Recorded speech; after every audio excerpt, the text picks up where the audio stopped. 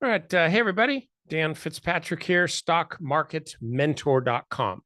And I want to talk about ARES management. Now, this is a stock. We caught this several months ago on this volatility squeeze breakout. This is not that.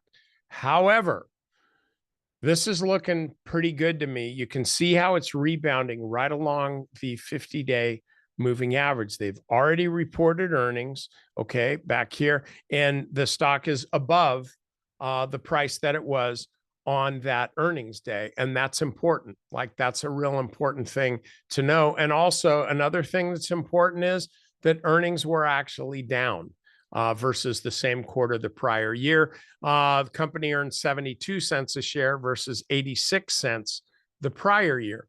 Why am I saying that? Because it's important.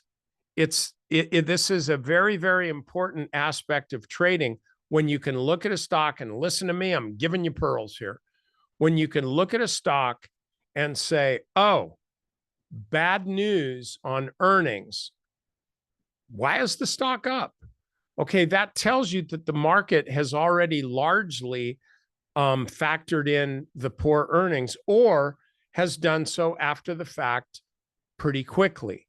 And that's really what happened here. So the earnings were released on the 5th of February, and that's like right here, right? So stock gaps down, runs back up, holds a few days, and then what's it do? It comes back to test not just the 50-day moving average, but this gap. So this level of support that was established on this day was tested again, first on this day, and a higher close relative to the low. And then on this day, just kind of a static thing. And then on this day, a higher close relative to the open. So this kind of gave you a little whoop-de-doo. And then today, a big move higher on volume. Now, this shows post-market, right? If we just go to regular hours, though, boom, we get a difference. And so you go like, well, wait a minute, what the heck? What happened there? I don't get that. So you just look at the 1-minute chart. Okay, it's a stupid, like, bad tick or something like that.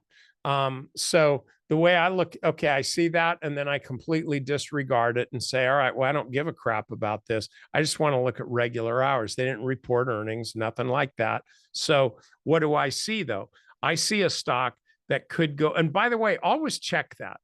Always make sure that know what you're looking at. So I look at this, though, and I see kind of a hammer pattern here where stock comes down, forms a low here, and then it comes back up. It's called chewing its tail. But so this is the handle right here. And then here's the hammer. So I think your trade on this would be, the high of the day is 187.75.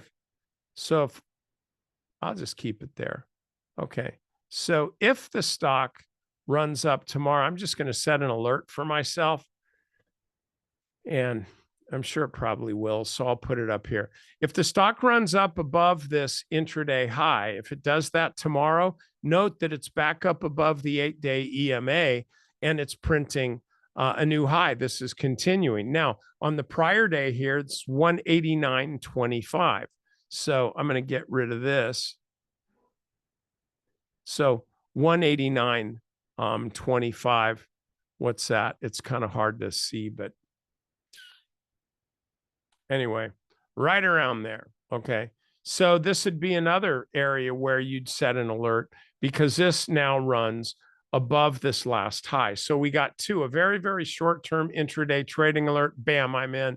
And then another one that's a little bit longer, where it gets above this one. So, you might set those two alerts, see if you can make some money, and then definitely keep your stop a little bit below today's intraday low. If it falls back below today's intraday low, then you're wrong on the rebound here. It's still going to take a little bit more work, and it's a very, very low risk trade that way. So, all right, that's all I got for you. Hope you all are having a great day. And by the way, if you have not tried Stock Market Mentor, give it a shot. Like, you get 2 weeks for $7. And I mean, think about it. Come on. If you can't spend $7 If you can't spend $7 for half a month, Mr. T comes to mind. I pity the fool.